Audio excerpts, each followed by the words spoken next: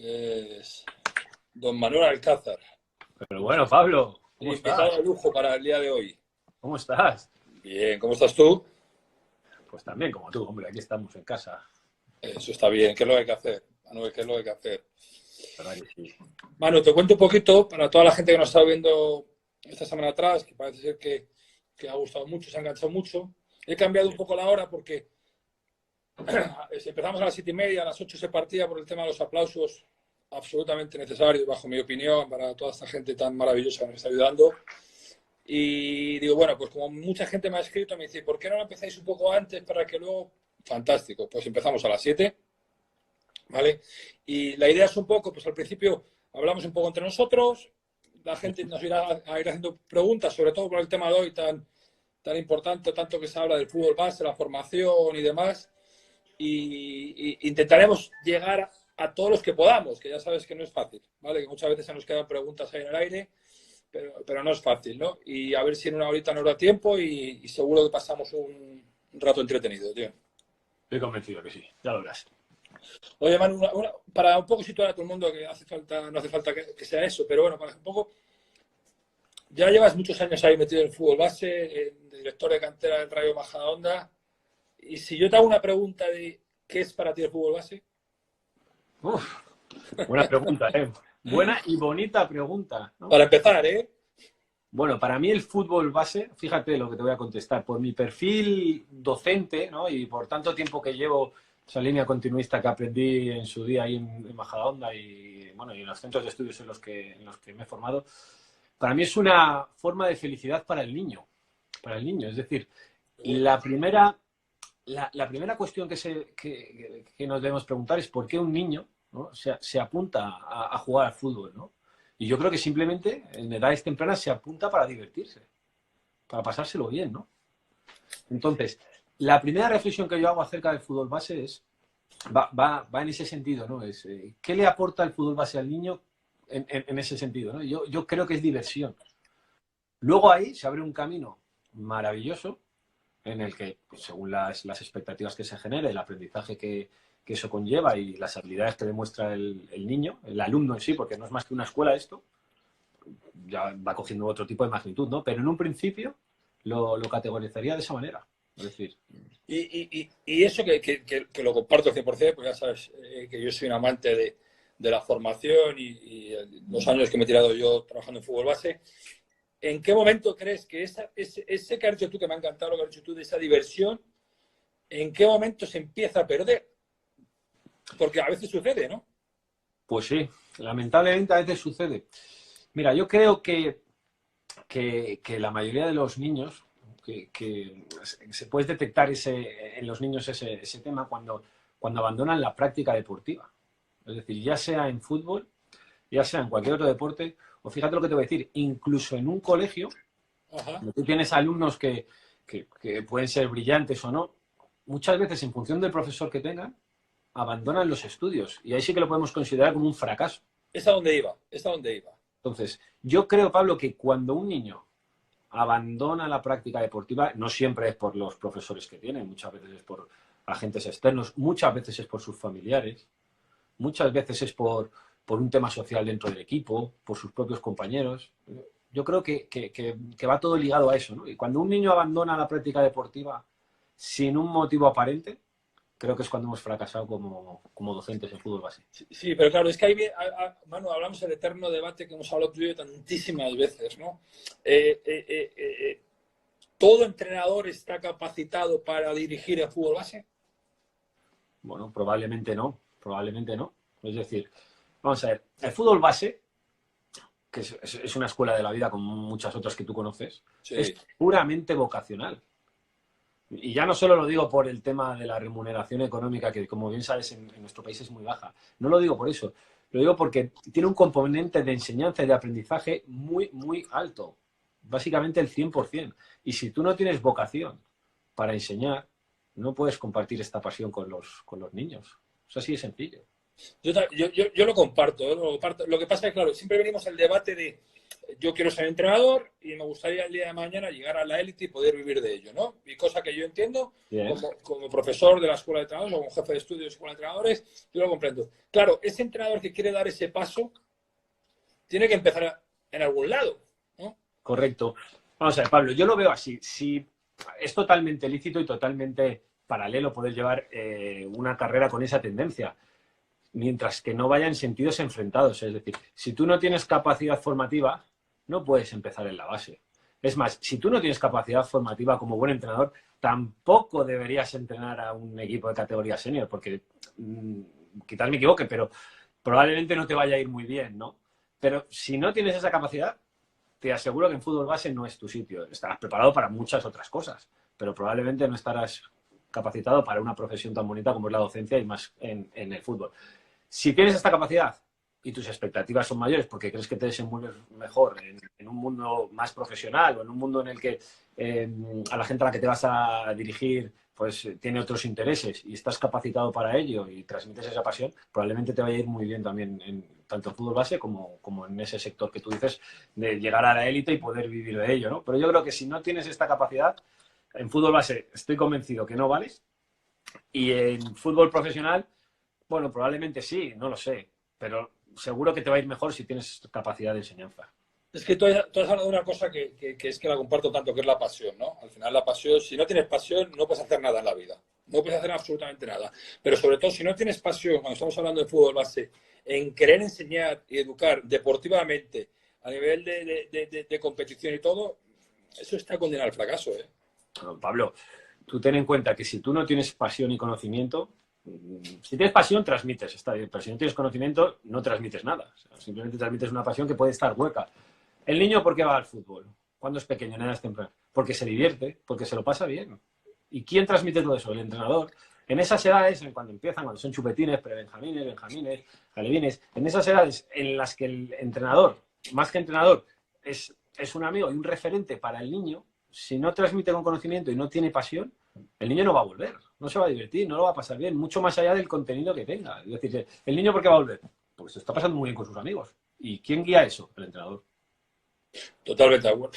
Y ya en muchos sitios, ya no solo el entrenador, sino también un poco la política que pueda llevar esa escuela o ese club o esa academia, también es importante, ¿no? Porque, claro, nosotros, la cantidad de años que llevamos tú y yo, que ya ni los sé ni los quiero contar porque son muchísimos, pero la cantidad de veces que nos hemos encontrado, enfrentado contra escuelas, academias, clubes, con una política absolutamente diferente a lo que estamos pensando. Yo no estoy diciendo que la que tú y yo podemos compartir sea la buena, ¿vale? Yo no estoy diciendo que sea la buena, si es en la que creemos, ¿vale? Pero la cantidad de veces que nos hemos enfrentado ante eso, ¿no? Ante esas situaciones donde hasta si yo gano con el Prebenjamín la liga de mi sede de Brunete o la liga de mi sede de Torrelodones, tal, enseguida lo voy a poner en Twitter que he sido campeón de Prebenjamín, ¿no? Vamos a ver. Esto es lo de siempre. Hay muchos caminos, gracias a Dios, muchas líneas de enseñanza.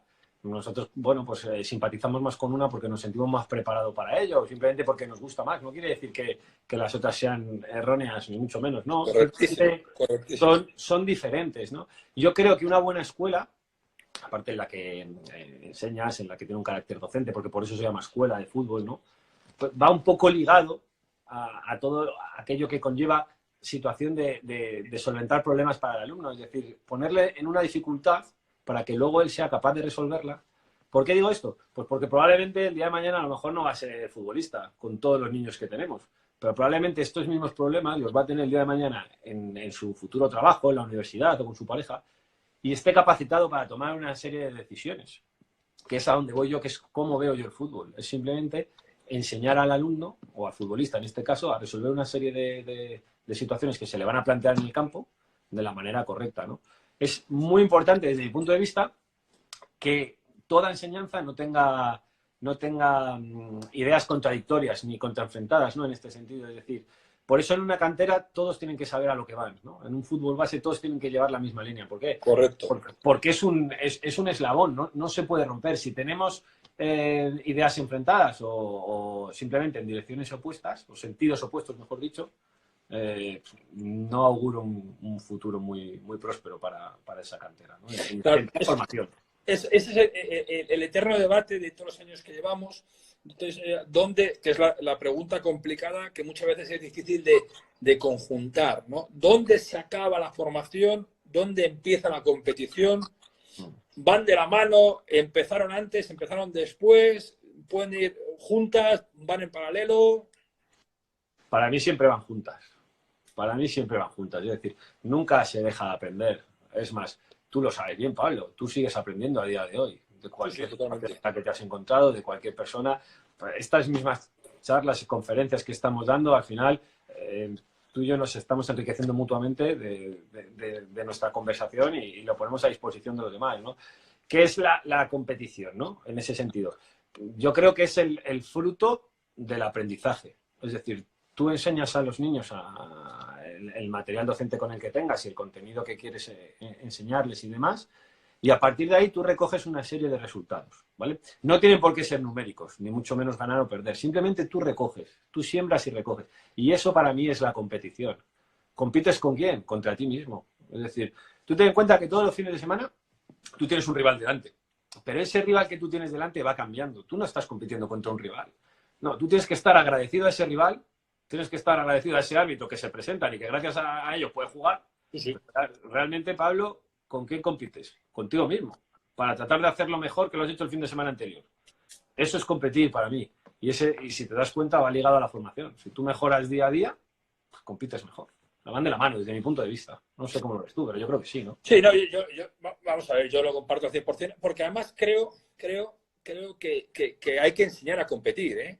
O sea, que hay que enseñar a competir. No podemos dejar, por un lado, no. Lo importante es que se diviertan o disfruten. Para mí la letra A, si hay que poner un abecedario de orden, para mí la letra A, pero la competición es una enseñanza también, ¿eh? Es una enseñanza, ¿no? Porque hay que enseñar a competir, ¿no? Yo creo que la clave es enseñar el cómo ganar. Exacto. ¿Cómo ganar, no? Ya hablamos de pre-Benjamín, Benjamín, alevín, infantil, ya empezamos a subir a cadete, empezamos a juvenil. Entonces, la clave es el cómo ganar. Si yo tengo un pre-Benjamín o soy el entrenador de un pre-Benjamín porque el club me ha depositado la confianza en un pre-Benjamín y un Benjamín y me voy a una competición que me ha puesto el club porque al final defiendo los intereses de un club y de jugar un partido contra un rival paralelo, superior, inferior, me da igual, y de 14 chicos yo solo jugué con 8, creo que lo estoy haciendo mal. Aunque gane. Ahí hay un problema de base. Es decir, si tú tienes 14 críos, ¿no? 14 niños, solo juegan 8, ¿para qué tienes los otros 6? Es decir, si tú tienes claro que no aguantan el ritmo de competición por lo que sea, las razones que sean, que pueden ser muchas, pues quizás sea mejor que simplemente tengas una plantilla de 8 y que esos 6 niños restantes sean más felices en otra competición en la que van a progresar más y van a aprender más, que simplemente frustrándolos y quitándoles la posibilidad de divertirse. Y más aún en esas categorías tan tempranas, ¿no? Al final, es lo que te digo, en esas edades yo creo que lo más importante es la habilidad social. Es decir, que tú fomentes ese entusiasmo en el niño para que el niño quiera volver al día siguiente a entrenar. Y yo estoy convencido, Pablo, que si tú juegas con 8 y tienes 6 fuera que no juegas nunca, al año siguiente no van a continuar en tu equipo. No, totalmente de acuerdo. Mira, yo me acuerdo en mi etapa en Estados Unidos, cuando estuve en Estados Unidos un año, y aparte de estar con los mayores, estuve mucho tiempo en la academia y demás, y veía normas que, fíjate, ahora están empezando a llegar a España o similares o parecidas, que me llamaban la atención, ¿no? Por el sub 10, sub 11, sub 12, como lo llaman allí, sub 9, sub 8. Allí era obligatorio que todo el mundo participara en todos los tiempos. Y tú no podías repetir el equipo titular en la segunda parte para que todo el mundo en algún momento se viera reflejado tanto en el papel de suplente como en el papel de titular, ¿no? Correcto. Era una cosa curiosa. No sé si es la pura o la certeza, pero era una cosa curiosa, ¿sabes? Bueno, yo creo que en ciertas edades sí debería ser así. De hecho, si te fijas en las edades tempranas, tú puedes hacer el número de cambios que quieras en el momento que quieras. Es decir, porque fomenta precisamente la participación de todo. Sí es verdad que la nueva iniciativa de la Federación este año que hemos visto también fomenta mayor participación, sobre todo de los jugadores que menos estaban jugando. ¿Por qué lo han hecho de esta manera? Pues quizás para que no repercuta tanto en el resultado, porque parece ser que le damos demasiada importancia al resultado. que muchas veces el resultado simplemente enmascara muchas veces las dificultades que tiene un equipo para crecer, porque se ampara simplemente en que ha ganado y a partir de ahí ya no hacen nada por mejorar, que es uno de los principales errores, ¿no? Luego, a partir de ahí, Pablo, ya lo sabes, cuando llegas a categorías superiores en las que estás muy cerca del fútbol profesional o en edades más avanzadas, evidentemente la naturaleza del juego es así, solo tienes 3 cambios y ya pasas a otra rama, ¿no? Por así decirlo, es el mismo deporte, pero ya es diferente, ¿no? Pero sí que estoy de acuerdo que en categorías tempranas debería ser así. No sé en qué medida, porque quizás no tenga ese conocimiento para decirte, pues mira, deberían jugar todos por igual o deberían jugar tanto, porque es complejo muchas veces. Ya te digo, porque muchas veces, si juegan todos por igual, a lo mejor a algún niño no le estás haciendo algún favor. Porque a lo mejor hay alguno que deberías premiar simplemente por su buen comportamiento. A lo mejor hay alguno que le sacas al campo y a lo mejor se frustra porque no le salen las cosas. Quizás ese niño, en vez de estar en esa plantilla y jugar por igual, debería estar en otra plantilla con menos nivel y jugar un poco más. Cada caso es difícil, ¿no? Porque generalizar es injusto. Sí, sí. Sí que es verdad que habría que estudiarlo, ¿no? Habría que estudiarlo sobre todo para favorecer al jugador. Absolutamente, porque al final, en lo que yo te estaba comentando en mi experiencia en Estados Unidos, cuando yo viví eso hace 8 o 10 años, al final también estás premiando a un chico que a lo mejor no ha ido a entrenar, ni se lo toma en serio, está por estar, porque no le gusta, pero su padre quiere que vaya, y al final le estás premiando contra uno que a lo mejor se lo está tomando muy en serio, que va con una evolución muy buena. O sea, el equilibrio es difícil, ¿sabes? El equilibrio es difícil, ¿sabes? Es difícil, ¿no? ¿Dónde está? Pues no lo sé. ¿Dónde está el equilibrio? Esa es la típica pregunta que nos tenemos que hacer todos. No lo sé, no lo sé. ¿Dónde empieza realmente la competición? Porque tú has dicho una cosa que es una realidad como un templo, ¿no? Que lo hemos hablado tú y yo muchísimas veces. Al final esto no deja de ser una pirámide, ¿no? Donde empiezan muchos y la propia selección natural va haciendo el filtro, ¿no? Pero esto es igual que en el colegio. Hay muchísimos que empiezan y llegan a una serie de edades, pues que a lo mejor se ponen a trabajar porque no les gusta estudiar, porque tienen que ayudar en el trabajo familiar, o en el día de mañana porque cada uno decide su camino por donde quiera ir, ¿no? Pero nadie está obligado a que tenga que ser médico, por ejemplo, por poner una carrera correcto de mucha exigencia, ¿no? Sí, es un poco lo que veníamos hablando al principio. Es decir, el fútbol en este sentido, el fútbol base está escalonado de manera piramidal. Por eso te digo que es mucho más importante que una cantera de fútbol base trabaje como una escuela de la vida, porque si no, solo estaríamos premiando a los que llegan al nivel máximo y no debería ser así. Tú debes premiar a todos y darles a todos las mismas oportunidades, aunque no les trates a todos por igual. No sé si me explico. Es decir, hay muchos jugadores, muchos niños que no van a pasar a un nivel competitivo en alevines, en infantiles, en cadetes, pero no por ello deben ser discriminados, ni mucho menos. Al final, Pablo, una de las cosas importantes para mí que debe tener un entrenador, no es la única, evidentemente, es que si yo te entrego 18 niños para que trabajes con ellos, al año siguiente esos 18 niños sigan teniendo esa ilusión o incluso más y quieran seguir jugando al fútbol, independientemente del nivel en el que estén. Tú fíjate, ha sido una reflexión muy buena. Éxito total del entrenador. Exacto, has hecho una reflexión muy buena, ¿no? Tú tienes un niño que se desanima, pues porque a lo mejor el padre le obliga, ¿no? A ir a fútbol y demás, y el entrenador está trabajando muchísimo con él, y el niño no quiere. Pues un buen entrenador individualiza en esa situación y se va a hablar con el padre y se lo explica. Mira, le explica el proyecto, ¿no? Para mí eso es un buen entrenador, independientemente de lo que le haya enseñado, ¿no? en el día a día, ¿no? Pues como ese caso con los otros 18 que tienen plantilla. Cada caso es diferente, todos merecen las mismas oportunidades, pero no les puedes tratar por igual, porque son diferentes.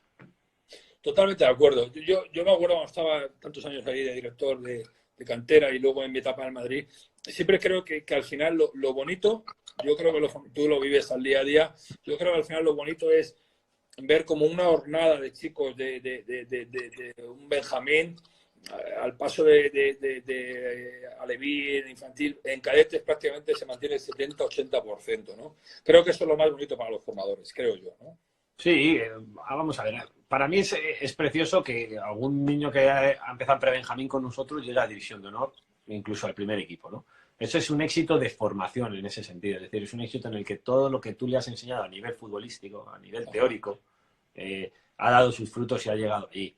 Por otro lado, también me enorgullece un montón que un niño que no ha sido capaz de adquirir esos conocimientos por las razones que sean, decide tomar otra decisión en su camino y estés 2, 3, 4 años sin verle y te cruces con él por la calle, ¿no? Y a lo mejor te dé un abrazo y digo, coño, este era mi entrenador, aprendí muchísimo de él, que te guarde ese recuerdo, ¿no? Al final es lo que tú dices, se estrecha la pirámide y no todos pueden llegar, pero sí que les quede pues un recuerdo de haber sido dentro de lo que es el fútbol, queridos, que se hayan disfrutado, que hayan aprendido y lo que te he dicho al principio, que todas las enseñanzas que tengan en un campo de fútbol las puedan aplicar fuera de ahí. Viendo todo esto y escuchando, y al final mucha gente me pregunta, ¿no? Y a ti te habrá pasado igual. No, te habrá pasado, no, sé que te ha pasado igual, ¿no? Cuando, por ejemplo, ves a Marcos Llorente, ¿no? Jugando Sí. en élite, un rendimiento altísimo, Real Madrid, Atlético de Madrid, o a Munir, siendo profesional, gente que ha pasado en tu periodo de formación por ahí, por no seguir nombrando, o que me pasó a mí en su día con Arribas, en fin, con todos los futbolistas que pasaron en su momento por ahí, ¿no? Eso también es bonito para el formador, ¿no? Sí, por supuesto, porque al final ahí se conjugan varias cosas, ¿no? Primero el aprendizaje que tú le has dado, que ya sientes que al reflejarse en la élite algo ha tenido que llegar, esa pasión que tú has transmitido, porque al final la pasión te la da el aprendizaje y el fútbol, que es la materia, ¿no? Si encima esa realidad se ve plasmada en la élite del fútbol, que es donde es todo mucho más vistoso, pues te sientes, vamos. Yo la verdad que cuando veo jugadores que han pasado por nuestro club y han llegado ahí arriba, pienso, joder, algo hemos hecho bien. Probablemente lo podíamos haber hecho mejor, sí, pero algo hemos hecho bien porque están ahí, ¿no?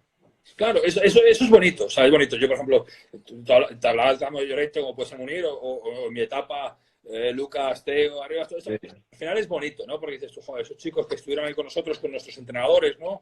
Con los entrenadores, es bonito, pero tampoco tenemos que obligar a todo el mundo a que ese sea el camino de su vida, ¿no? No, más que nada porque no va a depender de ti, ¿no? Tú vas a ser simplemente una ayuda, una mano que le vas a tender, pero es tan complejo y tan complicado que es muy difícil, ¿no? Que si tú te marcas probablemente ese objetivo, probablemente te vayas a frustrar, creo yo. Claro, Ten en exacto. cuenta, Pablo, pues a 750 niños, jugadores, llámalo como quieras, que han pasado por nuestra escuela de manera anual, si es verdad que muchos repiten, ¿no? Año tras año. ¿Qué porcentaje llega a la élite? No llega ni el 1%. Entonces, si tú te marcas un objetivo que solo se cumple en menos de un 1%, es triste decirlo, pero has fracasado. Sí, sí, Claro, totalmente. en ese sentido, ¿no? Yo creo. Totalmente. Con lo cual, que eso sea un poco la puntita del iceberg, ya sabes cómo es un iceberg, que se vea a la vista, pero debajo hay un montón, un bloque de hielo enorme, que es lo que realmente mueve tu cometido, es lo que tú estás realizando, esa constancia. Creo que eso es aún más bonito, ¿no? Porque si no, al final, Pablo, si tú trabajas simplemente por un reconocimiento de la élite, pocas veces te va a llegar, tú lo Sí, sabes. sí, absolutamente de acuerdo. A todo esto, saludamos a Pesca, a la CUN, a todos los que están diciendo que saludemos. Sí, Los buenos seguidores que somos del Rayo Majadahonda, sí. todos les saludamos. Yo estoy absolutamente de acuerdo contigo, ¿no? Ahora vienen diferentes situaciones que se dan, ¿no? Porque también es real, ¿no? Y quiero que toquemos estos temas, luego habrá muchas más preguntas. Pero uno, el tema económico con los monitores Sí, y el tema de la familia del futbolista. bien. Tema económico. Déjame que inicie y continúas tú, si te parece. Es lo que hay. Es decir, es tan duro como decirlo como tal cual, ¿no? O sea, la cantidad de horas que pasan todos nuestros entrenadores de fútbol base, pero ya no solo en el campo, sino preparando partidos, antes de los partidos llegando un poquito antes, a por la ropa y tal. Y desgraciadamente lo poquito que se puede pagar, ¿verdad? No está pagado. Por eso te digo, Directamente. tiene que ser meramente vocacional. Es decir, no está pagado. Tú lo sabes. Mira, ahora nos están pidiendo que saludemos muchos monitores de fútbol base que tú has tenido, como Pesca, que lo has visto, como Hugo y demás. Y todos esos entrenadores que hemos tenido, al final, ¿por qué lo hacen? Pues porque son profesores, probablemente, maestros, les gusta la docencia y son apasionados del fútbol. Correcto. En España no hay dinero. No es que no haya dinero, no, porque lo desconozco. No soy un hombre contable que maneje la economía de un club, ni mucho menos de una empresa, porque no tengo ese conocimiento. Pero en las partidas económicas que yo veo, tanto en el club en el que yo trabajo, que es uno de los que a día de hoy, pues económicamente son más pudientes y las nóminas a los entrenadores son buenas. Y estable, y un sitio estable. Es estable en relación a otros clubes, veo que no es viable. Es decir, no es viable, no puede ser. Las razones, no las sé. Pablo, no soy un hombre contable que maneje el tema económico. Sé que no está pagado como debería estar pagado. Simplemente por esa dedicación, como tú bien dices, desde el momento en el que te pones a planificar, a pensar en el jugador, hasta las 1000 funciones que haces que no son relacionadas meramente con el entrenamiento, sino con como puede ser el trabajo de utillero que hace el mismo entrenador del material, Sí, sí, sí. atender a los padres. Bueno, muchos hacen horas extras en sentido de se tienen que quedar con un niño charlando un rato y se quedan con un niño charlando un rato. Tienen que ir a su entorno personal y van. El padre les pide que acudan a un cumpleaños porque es la referencia para todos los niños del equipo y el entrenador va encantado y está con los chicos y juega. Es decir, al final no está pagado. Mira, eso que has dicho, uno un poco con el segundo tema que quiero tocar, pero la cantidad de veces que me ha pasado a mí como director en Real Madrid o en la Fundación del Madrid o en el Rayo, cuando algún padre por alguna queja de que algún entrenador no jugaba, y fíjate que están pasando por aquí todos los nuestros, como Zárate, como Pesca, como todos los que te han pasado, Sí. y la observación que me hacía el padre, que te habrá pasado a ti infinidad de veces o en diferentes casos, es que siendo profesionales no puedo hacer eso. Claro, yo le digo, o les decía en su momento, claro que son absolutamente profesionales. Primero porque es vocacional. Cuando uno es vocacional, se adelanta a la profesión, ¿vale? Pero es profesional porque va a dar todo lo que pueda llegar a dar.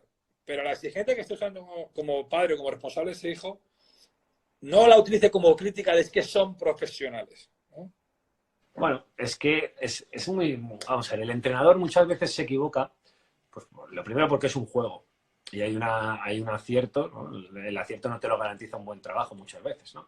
Pero muchas veces se equivoca simplemente por falta de conocimiento. Él cree que está haciendo lo mejor y a lo mejor desde ese plano no lo ve y a lo mejor no lo es. O a lo mejor sí lo es, pero el padre no lo ve simplemente porque los intereses personales a los que el padre atiende, que cree que deben ser así, no lo son. Yo tengo padres maravillosos en Majadahonda que te tienden la mano, que te ayudan, que te respaldan, que, bueno, tú lo has vivido, ¿no? Sí, sí, sí, Familias sí. encantadoras en las que meramente van por aprender, por disfrutar del deporte y demás. Y en alguna ocasión, son pocas, pero en alguna me he encontrado con algún padre pues que su propia frustración la focaliza en su hijo, o simplemente lo puedes ver con comportamientos en la grada, padres que llegan y te dicen es que mi hijo no es como yo, o situaciones en las que son un poco delicadas, ¿no? Entonces, ahí ves que tú que eres un complemento de la educación, porque la educación se la tienen que dar en casa, pero tú eres un complemento muy fuerte, ahí ves que van en direcciones, en sentidos opuestos. Y muchas veces duele porque ves la frustración y ves que el entorno familiar no respalda para nada lo que tú crees. O una de dos, o el niño no está en la escuela adecuada en la que debe estar, o el padre no está transmitiendo lo que debe transmitir a su hijo, ¿no? Sí, es una pena porque son frustraciones muchas veces generadas por fracasos personales, ¿no? O sea, yo no pude jugar en élite como futbolista y quiero transmitir que mi hijo tiene que jugar en élite como futbolista, ¿no? Yo suelo ser defensor en algunas situaciones de los padres, porque lo digo públicamente aprovechando esto, porque gracias a ellos nos llevan a los chicos a los entrenamientos, gracias a ellos se responsabilizan los fines de semana para que estén, ¿vale? Gracias a ellos pagan su cuota para que el chico pueda tener una formación y se pueda pagar un monitor. El problema es los que se equivocan. A lo que veo es con lo que se equivocan. Yo recuerdo ahí en el Reino de Majadahonda, se me quedó grabado en mis primeros años de responsable de cantera, se me quedó grabado cuando vino a hablar conmigo un señor, te cuento la anécdota porque es bonita, Sí. vino a hablar conmigo un señor, no lo había visto nunca, no lo había visto nunca. ¿Es usted tal? Sí, soy yo. ¿Puedo hablar con usted un minuto? Fenomenal. Y me dijo, mira, mi nombre es, no lo recuerdo, me equivocaría si dijera el nombre ahora, mi nombre es tal. Eh, Soy el padre de este chico que acabo de meterle a la escuela en categoría levina, fenomenal, encantado, mucho gusto y tal. Quiero que me vea porque no me va a volver a ver. Y me sorprendió. Y le dije, no lo va a volver a ver, no lo entiendo. Dice, mire, yo he sido 10 años profesional de hockey sobre hierba, he estado en 2 Juegos Olímpicos, aparte de campeonatos europeos y mundiales. Mi hijo tiene que venir a disfrutar. Yo le voy a traer en el coche, me voy a sentar a verle y me iré. Y si mi hijo no está contento, no está a disgusto con vosotros, con la formación, con el club, con tal, llegará al fin del curso y me lo llevaré. Pero yo no le generaré ningún problema nunca. Y me sorprendió, fíjate que se me queda grabado años más tarde, Y le digo, ¿cómo se nota que usted entiende el deporte, no? Y dice, es que ese es el deporte. Sí, sí, la verdad es que yo he tenido algún caso muy parecido en ese sentido. También he tenido casos en los que el papá o la mamá ha venido a hablar conmigo para denunciarme alguna situación en la que tenían razón. Sí, sí, claro. Nosotros como club nos estábamos equivocando y muchas veces simplemente era por desconocimiento. Tú ten en cuenta, Pablo, yo soy responsable de unos 40 equipos. Muchas veces no te enteras de todo lo que sucede en el vestuario, lo que sucede en un partido. Y muchas veces nosotros tenemos la culpa. Y no la tiene la culpa el entrenador. En ese caso la tengo yo, que soy la figura responsable de lo que realice el entrenador, ¿no? Sí, sí. Muchas veces se convierten en cómplices de tu cometido, de lo que tú estás haciendo, y en el caso en el que te estés equivocando, muchas veces vienen a darte datos y a abrirte los ojos, y muchas otras veces no. Entonces, bueno, pues es como todo. En el caso que tú me has contado, pues el papá del jugador X, por así llamarlo, pues actuaba de esa manera y probablemente le fue bien, probablemente. O por lo menos no le fue mal, seguramente, ¿no? Correcto. En ese sentido, ¿no? Hay muchas otras veces que no es así, ¿no? Pero bueno. Sí, sí, vamos a ver, yo además has dicho una cosa que la comparto al 100%. Vamos a ver, tú, por ejemplo, por poner tu caso, en su día estaba yo en esta situación similar. Al final son 40 equipos y eso significa también 40 entrenadores, 40 monitores, 40 formadores y no todos van en sintonía a como te gustaría a ti que fuera. Incluso hay monitores que a lo mejor el trato o entrenadores no es el más adecuado para el grupo, ¿no? Entonces ahí no siempre puedes controlar 10 meses, 3 días a la semana, problemas que puede haber en un vestuario, ¿no? Sí, al final, Pablo, ganar o perder es lo de menos, tú lo sabes. Sí, Al sí. final, cuando tú manejas un volumen como el que hemos manejado nosotros en alguna situación, ganar o perder es lo de menos. Y la gente dice, no, es que pierdes las categorías, no. Normalmente, si tú haces un buen trabajo el año que desciendes, normalmente la jornada que viene por detrás suele ascender. Simplemente por inercia. ¿Por qué? Pues porque hay un buen trabajo detrás. En ese sentido. Al final, el resultado, en ese sentido, en fútbol base es lo de menos. Pero sí que es importante estos pequeños detalles que sí que pueden frustrar muchas veces a los jugadores, a los niños. A mí no me gusta llamar los jugadores en edades tan tempranas. Me gusta más llamarles alumnos bueno, niños. Pero bueno, el caso es que en este momento en el que tú ves que suceden cosas y que a veces no llegas a ellas, hay padres que son muy buenos cómplices de tu trabajo, de tu educación y que te hacen verlo. Y para mí eso es muy importante, porque muchas veces llegan a mi despacho, a la oficina, y me dicen, pero ¿no te has dado cuenta de lo que está sucediendo en este equipo con este niño, que no es ni siquiera mi hijo? Y yo digo, pues no me he dado cuenta, disculpe. Y empezamos a alimentarnos los dos en el mismo sentido. ¿Para luego qué? Pues simplemente tener una reunión con el entrenador que me cuente su punto de vista y ver qué sucede. Y a partir de ahí ya me toca tomar decisiones, ¿no? En función de lo que hayamos visto y Sí. detectado, ¿no? Totalmente de acuerdo. Manu, nos tiraríamos horas y horas debatiendo tú y yo, tú lo sabes, bueno, de eso nos suele pasar, que nos lo hacemos, pero he apuntado aquí un montón de preguntas, 7:30, la gente quiere saber cosas de lo que conocemos de fútbol base, yo he apuntado aquí 3 o 4, por si viene alguna más pregunta, empiezas tú y luego doy mi opinión yo y viceversa. Venga, vale. Me han preguntado, no me ha dado tiempo a pillar el nombre, porque pasa tanta gente, no me ha dado tiempo a preguntar el nombre. Bueno, pero me han preguntado, o nos han preguntado, ¿todos los equipos de una cantera, de un club, tienen que jugar el mismo sistema? Desde mi punto de vista, no. Y voy a explicar el por qué. Desde mi punto de vista, deben trabajar los mismos principios de juego.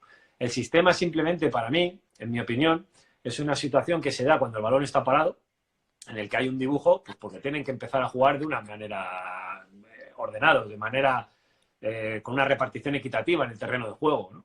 A partir de ahí, los niños se van a mover, los jugadores, las fichas se mueven. Por eso digo que el sistema no es tan importante. Para mí sí que es más importante los principios. Es decir, por ejemplo, nosotros nos gusta dominar el juego, nos gusta presionar arriba, nos gusta llevar la iniciativa. Para mantener el control del juego, llevar la iniciativa, necesitamos tener mínimo 3 centrocampistas. Si son 4, mejor. Es como una mesa, se sujeta mucho mejor. Pero no tienen por qué estar colocados 2 y 1, 1 y 2. Simplemente tienen que ocupar esa parte, ¿no? Por eso te digo que a mí me gusta más, o los equipos en los que del club en el que yo represento, en el que trabajo, trabajamos más los principios que un simple dibujo en el terreno de juego, ¿no? Por eso te digo que para mí no deben... Bueno, puede ser, pero para mí no es tan importante. Sí, yo estoy de acuerdo contigo. Lo hablaba el otro día en una conferencia que me metieron también para dar mi opinión sobre ello. Yo no, es que no creo mucho en los sistemas. Creo que tú y yo lo hemos hablado alguna vez. No creo mucho en los sistemas que no dejan de ser situaciones de los futbolistas al inicio del juego, ¿no? A partir del juego, ahí el juego se mueve y Claro, es decir, Pablo, tú es ves, cuando van a salir al campo, pues tienen que salir en una determinada posición, ¿no? A partir de ahí, el juego es cambiante. Y si no hay movimiento, no va a haber jugada. Con lo cual, correcto. es más un dibujo en la pizarra de partida, desde mi punto de vista, que cualquier otra cosa. Exacto. Entonces, a partir de ahí, decir o imponer, no todos los equipos tienen que jugar 1-4-4-2, 1-4-3-3, 1-4-2-3-1, me da igual el sistema. Creo que limita tanto, creo que habría que ir más por una idea de juego, ¿no? Una idea de Exacto, por un juego. modelo de juego. Al final, cuando hablamos de un sistema, muchas veces el entrenador que habla de un sistema, de cómo los coloca y demás, simplemente lo hace para justificar su sueldo. Es decir, yo lo veo así. Es decir, no, es que pues tengo que innovar, tengo que dar una pincelada nueva, tengo que dar un no sé qué, cuando para mí es todo mucho más sencillo. Es decir, para mí nosotros trabajamos con 3 o 4 centrocampistas por dentro, manejamos el juego desde dentro y luego los que colocas por fuera, si tú colocas 7, las distancias que tienes son más cercanas que si colocas 6. En ¿Correcto? función de la edad de los niños, pues muchas veces necesitas tener los jugadores más cercanos porque no tienen esa capacidad para desplazar el balón, porque el espacio en el que se manejan es demasiado grande para ellos. Ocurre en alevines, fútbol 11, por ejemplo, en el que los tienes que tener más agrupados que quizás en una categoría cadete o juvenil donde el jugador ya puede proyectar más el balón, ¿no? Sí, luego vendría el maravilloso debate del entendimiento del juego, ¿no? O sea, para que todo eso se produzca, tiene que haber un conocimiento y un entendimiento del juego muy bueno, donde el entrenador vaya en sintonía de lo que quiere la dirección del club. Ahí tenemos que ir muy de la mano, ¿no? Pero estimar o estipular que todos tienen que jugar de una manera, yo no creo en ello. Es que no creo absolutamente en ello. Lo que no puede haber son flechas encontradas. O sea, eso es lo que no puede haber, ¿no? No puede haber flechas de que no, yo juego, se me olvida. Yo, por ejemplo, por decir un ejemplo, yo juego de una manera replegada porque es mi forma de entender y cuando, como club, estamos hablando de intentar hacer una presión alta, ¿no? Por poner un ejemplo, ¿no? No puede haber flechas encontradas porque si no, la formación al final le equivocamos al chico, ¿no? Sí, Pablo, yo creo que por eso nosotros trabajamos principios de juego. Porque Exacto. dentro de los principios de juego, que son siempre los mismos, el fútbol es uno y todos los principios que tú tienes son las cosas que tú puedes hacer con el balón. Luego hay equipos que juegan más por fuera o que juegan más por dentro, pero los principios son los mismos. Es decir, y hacen diferente a esos equipos trabajando los mismos principios. Hay equipos que no tienen capacidad para entrar por dentro y utilizan más el entrar por fuera. ¿Dónde colocan más jugadores? Pues en la zona de fuera, evidentemente, porque tratan de llegar por allí. Pero los principios son los mismos. Tienen la pelota, tratan de asociarse, tratan de llegar a la portería rival y hacer gol. Hay veces que dices, bueno, ¿y el juego directo? Pues el juego directo es totalmente lícito. Es decir, si yo tuviera la certeza que de un pase voy a hacer gol, pues Lo firmamos. probablemente lo haría. Lo Pero no firmamos. tengo esa certeza. Pero probablemente hay muchos equipos que les da más resultado hacer eso y por eso lo hacen. Pero lo avala el reglamento, es un principio de juego, porque un balón directo es un pase a tu delantero y son principios, Pablo. Desde el punto de vista. Totalmente. Hablamos y nos dejamos muchas preguntas en el aire. Yo repaso las que he cogido aquí. Algunos nos comentaba antes un chico, vamos a hacerlas un poquito más cortas si quieres. Sí. ¿Qué situación? Claro, no es fácil contestar, pero ¿qué situaciones en aquellos clubes que le dan 24 jugadores y tienen que hacer 15 fichas? ¿Qué hacemos con esos jugadores que no se quedan en el club? Es complicado, ¿no? Porque al final no todo el mundo tiene el volumen de Rayo Majadahonda para ubicar en un A, en un B, en un C, en un D, en un N, ¿no? Es muy complicado porque ahí podrías limitar las plazas. Es decir, simplemente tú te pones un máximo de niños por equipo y a partir de ahí no le das la oportunidad a ningún niño más. Es decir, ¿por qué? Pues porque es mucho más cruel meter 25 niños y tener que decirle a 7 pasado un mes que no cuentas con ellos y que se tienen que ir fuera, a que tú tengas 18 niños, están trabajando contigo y el 19, 20, 21, a la que van a venir al club, les recomiendes tú otra escuela en la que sí que van a poder jugar al fútbol, ¿no? Sí, Sobre mira, todo es muy complicado. Yo estoy contigo ahí. Esto me ha unido a otra pregunta que nos han hecho repito, es que no me da tiempo a leer todas, pero nos han hecho ¿qué opináis sobre un chico que lleva muchos años en el club y ha llegado a cadete y no juega nada. ¿Vale? Yo me anticipo, mi opinión es, si tú estás en un sitio donde crees que no hay posibilidades para jugar, por mucho que entrenes, trabajes, por lo que sea, porque hay competencia superior en tu puesto, porque no tienes el nivel adecuado para ello, por los motivos que sean, las circunstancias que sean, lo mejor es salir. Porque ser un eterno suplente y tener una frustración continua viendo que no hay opciones no te lleva a ningún lado, ¿no? Yo creo que debe buscar su felicidad. Exacto. Desde mi punto de vista, va a ser más feliz jugando en otro sitio que no jugando en el club en el que está. Al final es una barrera psicológica, en ese sentido. Es decir, duele mucho cuando tú no puedes desempeñar tus funciones como futbolista en un club que amas, duele muchísimo que te lo nieguen, pero sí que es verdad que es una barrera psicológica y cuando tú la rompes y eres feliz en otro sitio, eres feliz. Es decir, ahora, otra cosa es que tu felicidad sea mayor quedándote en un club sin jugar que en otro club jugando al fútbol. Puede ser, puede suceder.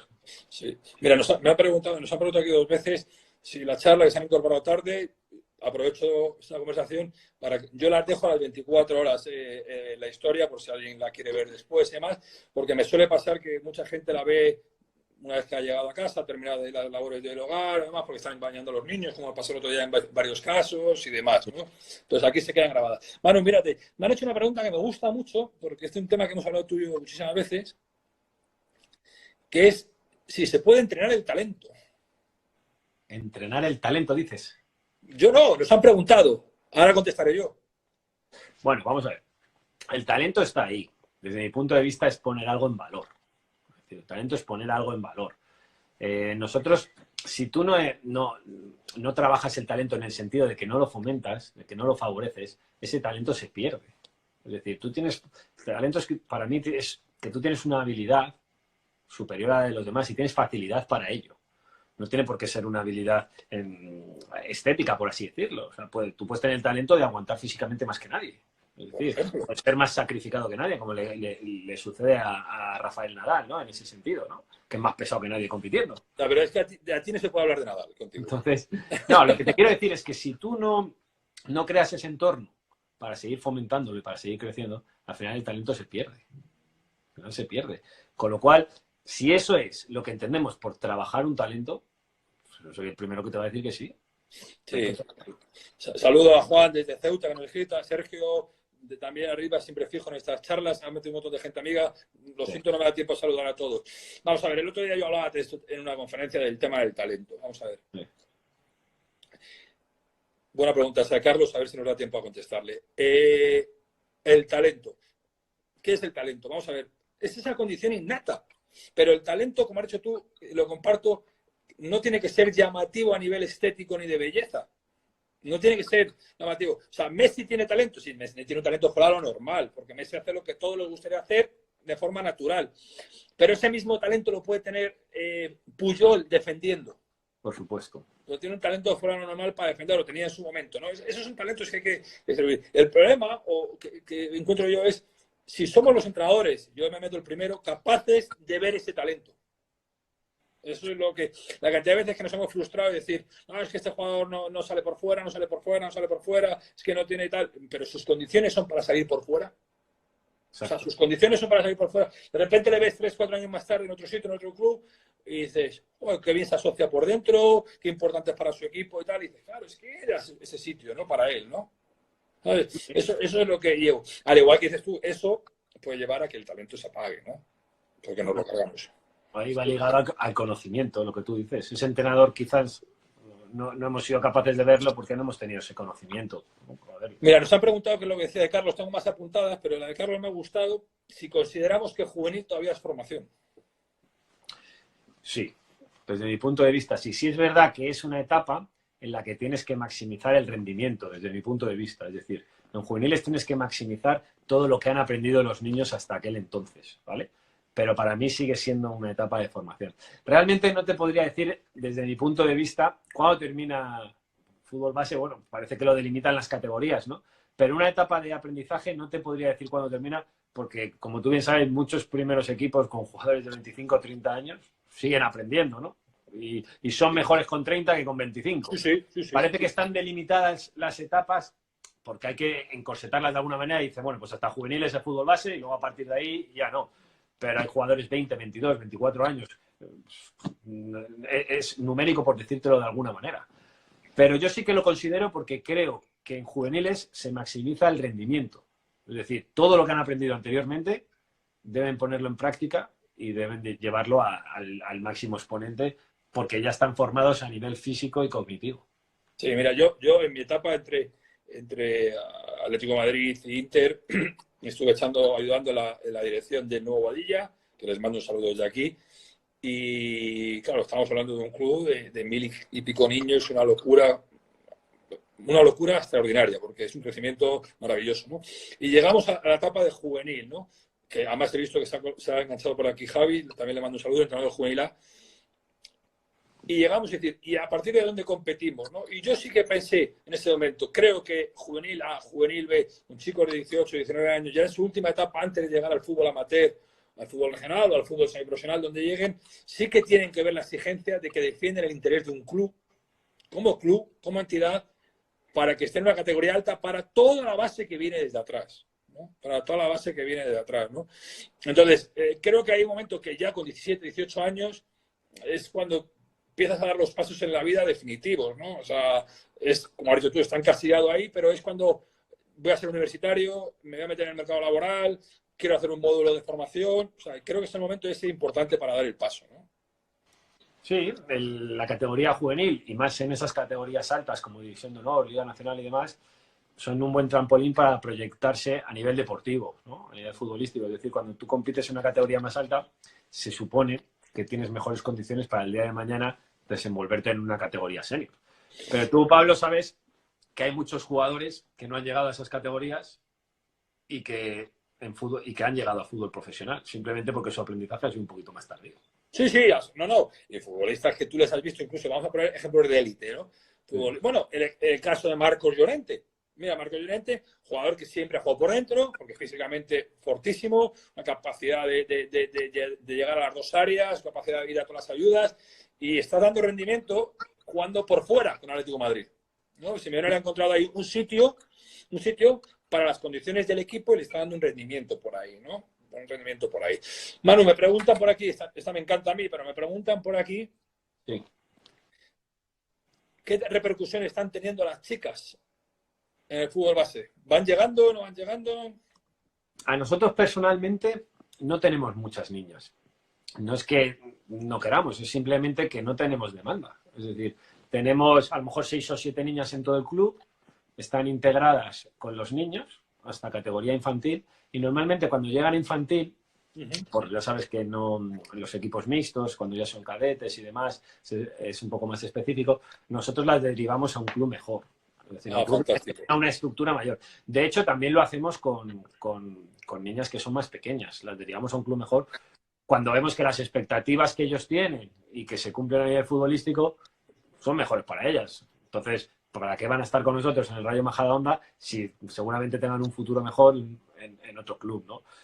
Por desgracia, es una de esos pequeños talones de Aquiles que tenemos ahí marcados. Yo estoy convencido que en un futuro vamos a tener un equipo de chicas, tanto en fútbol base como a nivel senior, ¿no? Yo creo que estamos condenados a ello porque debe ser así.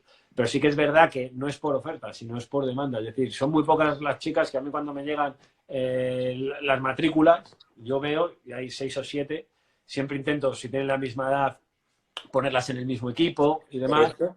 Pero sí es verdad que cuando llega la hora de decidir y tengo que apostar por ellas en este sentido, siempre les recomiendo alguna escuela mejor que la nuestra en este sentido.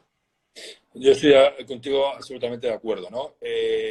Yo ya sabes que soy muy defensor del fútbol femenino, quizá por mi etapa esta temporada en Atlético de Madrid y habiendo vivido un poco más dentro de ello, ¿no? Y viendo lo bien que están funcionando las futbolistas que van viniendo con 14, 15, 16 años, ¿no? Que ya vienen jugadoras que vienen muy, muy bien preparadas para estar cerca de la élite, ¿no? Para estar cerca de la élite, ¿no? Y es bonito, ¿no? Es bonito cómo están viniendo y cada vez más preparadas y mejores también, en gran medida, a la buena labor de los entrenadores y a que cada vez tiene más repercusión, ¿no?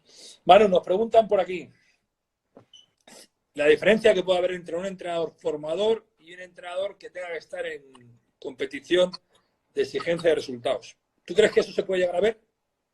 se ve, de hecho. Es decir, se ve, de hecho, en función de dónde estés. Es decir, si a ti te evalúan por tu formación, es decir, por lo que tú impartes a tus jugadores, pues en función de ese proceso de evaluación te van a renovar o no. Pero muchas veces, en función del resultado, te van a renovar o no. Pues muchas veces la formación queda en un segundo plano y si el equipo no gana, el entrenador directamente va a la calle. Y hay muchas veces que el equipo no gana, incluso tiene descensos, pero se considera que el trabajo de formación ha sido bueno, se estudia el por qué el equipo ha descendido y el entrenador es renovado, ¿no? Es decir, Sí. Es complejo porque lo que hemos hablado antes, ¿no? La victoria, el resultado final, pues enmascara muchas veces muchísimas carencias, ¿no? Y hay equipos que están trabajados de una manera espectacular y no obtienen el resultado que ellos desearían por muchas razones y todo eso se ve muchas veces juzgado por otros equipos que a lo mejor no están tan bien trabajados y por lo que sea ganan, pues por la categoría, porque tienen algún factor diferencial, porque es un juego, Pablo, y al ser un juego muchas veces ganas y no sabes ni por qué. Pero lo que sí que es cierto es que desde mi punto de vista, si tú enseñas un buen aprendizaje a tus jugadores y tienes un conocimiento, normalmente, hay veces que no, suelen llegar los buenos resultados. Sí, sí. Es verdad que lo hemos dicho al principio de esta charla, es verdad que hay entrenadores con un perfil muy formador y hay entrenadores con un perfil muy competidor, por ponerles unos adjetivos, ¿no? Sí. Porque además es lo que sienten, ¿no? Es lo que sienten, ¿no? Esto es como el educador de primaria, de infantil, con el educador universitario, ¿no? Al final es lo que sientes. Tú estás más cómodo con pequeñajos o estás más cómodo con gente ya de 19, 20, 21 años, gente que está en la universidad un poco más adulta, ¿no? O sea, y como no lo sientas, no lo vas a hacer bien. Eso es verdad. Al final es así. Manu, vamos terminando. Me preguntan aquí si te han preguntado antes si vosotros dais un planning de metodología para los entrenadores, hay que seguir unas líneas. Sí, vamos a ver, nosotros buscamos un perfil muy específico en nuestro profesorado, por así decirlo, ¿no? Entonces, no quiere decir que los entrenadores que tengamos nosotros sean mejores que los que tienen otra escuela, ni mucho menos. Quiere decir que buscamos un perfil muy específico. En edades tempranas, la mayoría, aparte de ser entrenadores de fútbol, son maestros en educación primaria o en educación infantil. Es un requisito que nosotros marcamos, ¿no? ¿Es mejor o es peor que otras escuelas, que otros entrenadores? No, es diferente, es el perfil. ¿Qué hacemos nosotros? Pues en base a ese perfil contratamos a nuestro profesorado. Y luego a partir de ahí tenemos unas dinámicas a nivel, bueno, pues a veces es semanal, a veces es mensual, en el que hay un guión metodológico, sobre todo desde que llegó Antonio Iriondo a nuestro club, y ese conocimiento pues se trata de impartir para ponerlo en práctica. Ni mejor ni peor, es la fórmula que nosotros utilizamos. Sí. Además, aquí voy a dar una política de continuidad.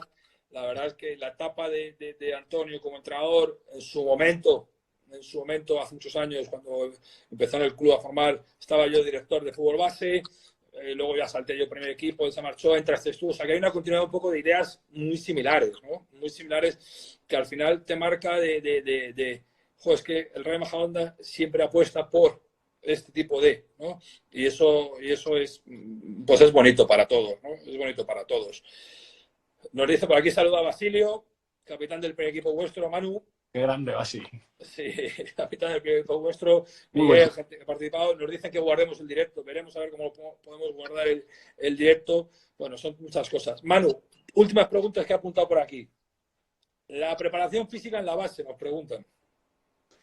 Es un buen tema. Es muy controvertido. Es muy controvertido pues como todo. Es decir, por el tema analítico, por el tema globalizado muchas veces. Yo no le doy mucha importancia a la preparación física. Le doy más importancia en edades tempranas al desarrollo de su propio cuerpo. Es decir, yo creo que el niño no va a ser capaz de controlar un medio como es el balón si no es capaz de hacerse con unas habilidades psicomotrices propias. Es decir, si no es capaz de controlar su cuerpo, no va a ser capaz de controlar el balón. Por eso insisto mucho en ese tipo de habilidades gimnásticas en edades tempranas, más que en la preparación física como un simple mero hecho de condicional, es decir, de tener una serie de de atributos físicos que te pueden obtener un mayor rendimiento. Eso en edades tempranas, Pablo. Sí que es verdad que cuando ya llegas a pasada la pubertad, en etapa final de juveniles, un poco antes en cadetes y demás, es verdad que va ligada la preparación física desde mi punto de vista a la velocidad en el juego, porque a día de hoy se juega a una velocidad altísima, y sobre todo a la prevención de lesiones, más que a otra cosa. Es decir, si tú físicamente estás bien, tus posibilidades de lesionarte son menores. Y realmente el juego a día de hoy transcurre a una velocidad increíble. Es decir, tú ves un partido de fútbol de hace años con un partido de fútbol actual y parte de muchas cosas, el tema de la velocidad es brutal, ¿no? Cómo va en evolución, ¿no? Entonces yo creo que en edades tempranas, Pablo, va un poco más ligado al desarrollo gimnástico, por así decirlo, del niño, de sus habilidades psicomotrices, para luego poder manejar el balón, y ya en la etapa final de juveniles, ya te diría yo que va un poco más ligado a la prevención de lesiones y a la velocidad. Sí, ya estamos en sintonía absoluta, porque tampoco la especifico como algo fuera del fútbol, ¿no? Sí. Al final, la preparación física es parte del juego, parte de la formación del futbolista, y va unida con la técnica, con la táctica, con los aparatos psicológicos, va todo de la mano, ¿no? Va absolutamente de la mano, ¿no? A mí esos entrenamientos que muchas veces, ¿no? Hoy toca físico, no sé lo que significa. O sea, todavía no sé lo que significa, después de tantísimos años, no sé lo que significa. Al final va todo muy, muy conjuntado. Manu, nos pregunta Juan Moore, desde Ceuta, sí, la importancia de las notas, de los boletines. Las notas, ¿te refieres a nivel académico? Correcto. ¿Puede influenciar en que juegue o no juegue un chico, empiece a faltar por exámenes, lo deje por los estudios? Es un tema muy sensible y hay que analizar su entorno, ¿no? ¿Por qué saca esas notas? ¿Por qué tiene esas calificaciones, ¿no? Muchas veces es por capacidades, muchas veces. Si es simplemente un tema de capacidades, simplemente tienes que facilitarle al entorno herramientas para que mejoren, sin más. Yo nunca les quitaría la práctica deportiva. ¿Por qué? Porque hay un equilibrio cuerpo-mente. Es decir, si tú no eres capaz de tener un desarrollo físico y demás, y no practicas deporte, probablemente el tema cognitivo no te va a ir muy bien. Y viceversa, ¿no? Puedes jugar con diferentes estrategias. Es decir, yo no abandonaría la práctica del deporte para el niño simplemente por el mero hecho de no tener calificaciones correctas, pero sí limitaría ciertos casos, ¿no? Es decir, bueno, pues vas a seguir trabajando, vas a seguir entrenando, pero a lo mejor tu participación pues se ve limitada a ciertas cosas, ¿no? O a lo mejor hasta que no te lo ganes de esta manera vas a tener que seguir haciendo otras cosas, ¿no? Pero siempre estudiando un poco su entorno, porque muchas veces las calificaciones que saca un alumno son bajas o hay un bajo rendimiento académico, y no es porque el niño no tenga voluntad, es por muchos otros factores, ¿no? Habría que estudiarlo. Sí. Además, es así. Además, me gusta lo que dices porque es real, ¿no? Cada caso es diferente, ¿no? Hay que verlos por qué de esas malas notas, ¿no? Hay que verlas, ¿no? O de esas calificaciones más bajas. No tiene que ser malas notas, quito el fútbol. Eso es, para mí es un atropello absoluto, ¿no? Porque al final el fútbol, que es nuestro deporte, como puede ser baloncesto, puede ser tenis, puede ser el deporte que le gusta, al final es donde el chaval está con un estado, o la chica, un estado de ánimo muy bueno, y es lo que le refuerza en sus conductas, ¿no? Al final le volvemos a generar otra frustración más, ¿no? Te quito el fútbol, ¿no? Sí, ayúdale. Es decir, ¿por qué los resultados no son acordes? ¿Se están cumpliendo las expectativas o no? A lo mejor es que la expectativa académica no puede ser mayor. No lo sé, habría que estudiarlo. A lo mejor en un caso, a lo mejor que pueda haberlo, pues después de estudiarlo bien, que tienes que retirar de la práctica deportiva de manera momentánea. Puede que suceda. No es lo ideal desde mi punto de vista, pero también puede suceder. Habría que estudiar el caso, Pablo. Habría que estudiar tantas cosas, Manu, pero se nos ha ido la hora. Se nos ha ido. Sí, amigos, sí, se nos ha ido. Y nosotros tenemos la fortuna de que nos vemos continuamente, pero se nos ha ido. Agradecerte de corazón a los que han pasado por aquí, amigos, un montón de ellos, abrazos y mil refuerzos para estos días tan feos, que estamos aquí, y todo tuyo para despedirte. Bueno, me alegro haber compartido este ratito contigo.